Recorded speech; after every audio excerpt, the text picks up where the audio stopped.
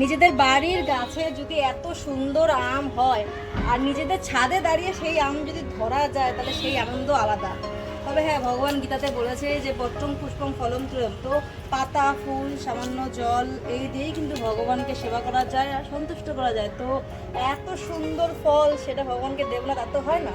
আমাদের ছাদের দুপাশে দুটো আম গাছ, এই পাশে মানে ছাদের লেফট সাইডে এটা একটা আম গাছ, দুটোই আমাদের জমিতেই পড়ে, মানে একটা বাড়ির সামনের দিকে আর একটা বাড়ির পিছন দিকে। চলো পিছন দিকটা দেখো।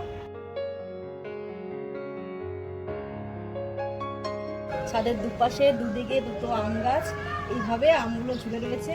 আর এত নিচু হয়ে রয়েছে গাছগুলো আমের ভারে যে নিচে বাচ্চাও যদি দাঁড়িয়ে থাকে বাচ্চাওদেরও হাত আসে। এগুলো যদিও এখন কাঁচা আছে, তো এগুলো দিয়ে এখন টক ডাল করার উপযুক্ত বা আচার দেওয়ার উপযুক্ত।